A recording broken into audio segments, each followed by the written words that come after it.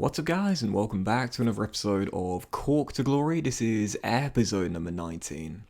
And we start today's episode off with a brief look at the league table on the back of our 4-0 win over Northampton. 8 games to go in the season, 4 points clear of Luton, 4 points behind Barnsley, and a game in hand on both of those teams as we have been locked in second place for practically the entire campaign. Yet there's still a chance with 8 games to go we could win the title, finish runners-up where we are right now, or drop in to the playoffs. So 8 games to go. And on the back of the win against the Cobblers here, you'll see 5 of the final 8 in today's episode as we push for promotion.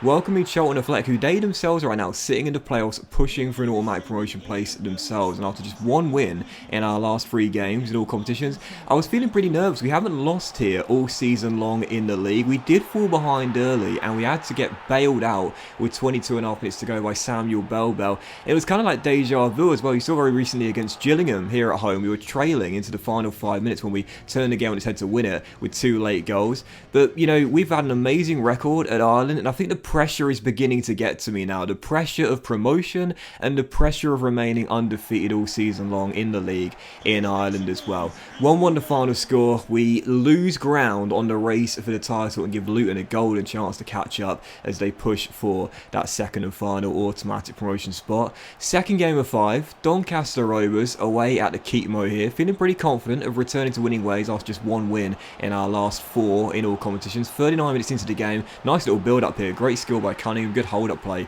and Bell with the finish does give us the lead. So 1-0 in front right before the break, and I was thinking, okay, here we go. I know we've been a bit inconsistent and stuttering late, but this should be 3 points for Cork City as we've got the far superior team based on form. But from the corner, 12 minutes after the restart, I think it was John Bostock who whipped it in, and Doncaster found their leveller, and that was how the game would finish. So yet another slip up, another draw, and just 1 win in our last 5 games means the table looks now like this. Thankfully, we've gone 6 points clear of Luton due to them slipping up a little bit in the month of March as we're set to begin April here. But for Barnsley, they had a golden chance to pull away after a starting run of form, but they have extended the point gap from 4 to 5, and whilst we still have the game in hand, that means even if we win our remaining 6 games, if Barnsley win their remaining 5, they'll be crowned champions. In fact, they only need to win 4 of their remaining 5 to win the title. So yeah, ground getting lost in the race for the title. Thankfully, we have extended the gap on the teams in the playoffs right now, but I'm starting to get nervous, man. I'm starting to get nervous and feel the pressure. I said it at the start of the season, I want to go up, I want to win the title, but I won't mind if we just get automatic promotion. But now the pressure is getting to me in the final few stages. So a brief look at the academy here. As you can see, a couple of players look pretty decent. McWilliams though, Cian McWilliams, he looks absolutely fantastic. And I did decide to promote someone as well, Ethan Malloy. He's an attacking midfielder by trade with centre mid as his secondary position. He's 60 overall, so you can check his potential. He shows great potential, 71 ball control already. And I must say, we've got quite a few players in our academy and now coming into our first team that look good in the attacking midfield role. They look really decent. Cunningham, as we know, the real deal, looks superb. Malloy looks really good too, and of course from McWilliams as well. I will promote him before the end of the season. I really don't want to jinx this, so I'm not sure if I say it out loud, but I'll whisper it into the microphone very quietly. I think there's a chance he could have potential to be special. So yeah, there's a genuine chance he might be the first one. I don't want to jinx it, but Reese has really picked it up after I threatened him with redundancy midway through the season. That's the secret, guys. If your scouts aren't performing for you, threaten them with redundancy, then they'll start picking it up.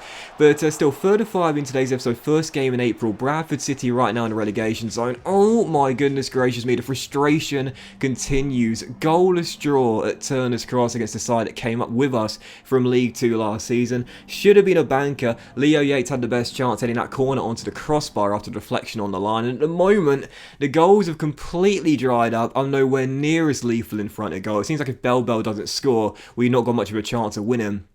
And all I can say is this, the pressure, the nerves, it's definitely getting to me now. It seems as though we've surely thrown away a chance of winning the title now. And as for second place, well, thankfully we did extend the gap previously on Luton and Charlton and the rest of the teams in the playoffs, but it's still not confirmed we'll be going up in second place if we can't get the title. So yeah, another frustrating draw there. 0-0 the final score. That's 3 straight. And I believe just 1 win now in our last 6 in all competitions. Incredibly really poor run of form. As you can see, we're 4 points clear of Luton, though we do have a game in hand, but now we're 7 points behind Barnsley with 5 games to go. Yes, we've got the game in hand, but it looks as though now second place is the best we can do.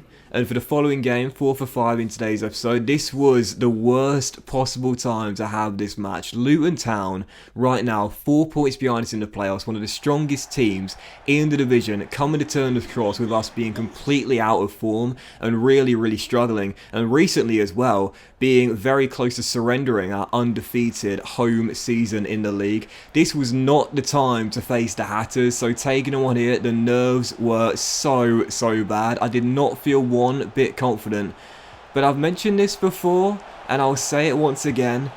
There's something about this Cork City team that when we do begin to struggle and feel the pressure in the very next massive game, that's when we turn it on. We've done it this season a couple of times, we did it last season a couple of times as well, and after Adam Bowen scores his first goal in professional football, what a time and what a game to get your first goal in professional football, right? It makes it 1-0. In the second half, as we were still up by 1, I felt confident we could really turn it on and turn on the charm and turn on the style. 10 minutes after the restart, how good has this guy been this season? He's taken sort of interim captaincy duty since Cunningham's come in and Morrissey's been sort of relegated to the bench or the reserves. Dylan McGlade, I love this guy, man. He's not going to grow much more now, I know that, at 60 overall, but he's so good. And with 60 minutes to go, he's through again, plays selfless, thinks it's a Bell and Samuel Bell. I still feel confident we've got a chance of winning the title when this guy continues to score the goals. 3-0 Cork. He's going to win the Golden Boot now. He's so many goals clear of Kieran Agard. You'll see it in the next episode in the season finale, how many goals clear he is with just 3 games to go.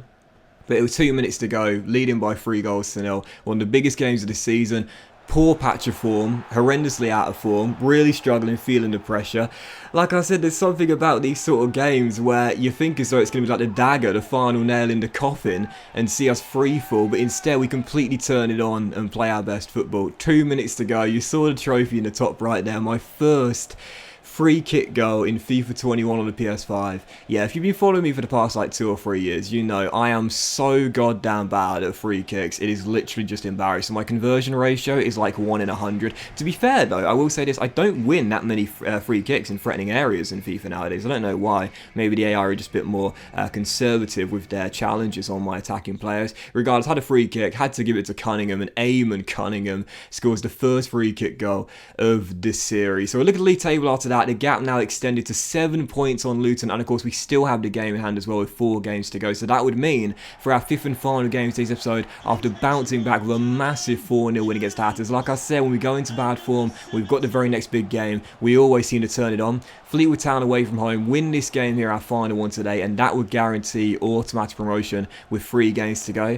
And I thought, come on man, I know we've been playing poorly, but if we can thrash Luton 4-0 at home, we should be able to beat Fleetwood as well. And for Samuel Bell had been a little bit inconsistent lately, but now he's back to his best. 8 minutes in, he's going to win the Golden Boot, no doubt about it. From the streets of Cameroon to a fan favourite at Cork City, we take the lead here in England 1-0 to the visitors, and then 9 minutes after the restart, after a nice little passing move here, Keenan finds Eamon Cunningham. Oh, contender for goal of this season. He's the real deal, Eamon the real deal Cunningham, the exciting prospect, first one we've ever had, and he's been nothing short of sublime in his first year for us at 16 years old. That was absolutely glorious, man. Look at that camera angle as well. I know I sound like a broken record, but guys, when you're playing away from home, take note of where the away fans are housed. It looks so cool when you celebrate with them. What a goal by Cunningham there. 2-0 the final score. Probably my favourite goal of the entire series, to be fair. I mean, I know he just scored a free kick in the very last game, but that one was even more impressive in my opinion. 2-0 the final score though, and that would do it, and the scenes of celebration confirm it as well. We have guaranteed promotion with 3 games to go. So yeah, very inconsistent patch of form. 1 win in 5 in all competitions, but thankfully for us, it's kind of funny, but it's like a real coincidence how when we started struggling, that's when Luton started struggling as well. Like all season long, the Hatters had matched every single one of our results. Yet when we went into a poor patch of form, they had a golden chance to overtake us, but thankfully they cracked under the pressure as well and weren't able to capitalise on our slip-ups. So that would do it then. 3 games to go. We've got the games in hand on Luton and Barnsley as well. Due to the points gap, we cannot be caught by the Hatters now. Second place is guaranteed to be the minimum finish for us this season. We're up to the championship just like we wanted, and if we do win our final 3 games and Barnsley slip up as well in their final 2, we could still be crowned champions. That won't Cork to Glory, guys. Big thank you for watching the penultimate episode of Season 2. Hope you enjoyed it. And if you have done, please do drop a like. Much love to you all. And I'll see you for the season finale, our final 3 games in League One as we go for the title very soon.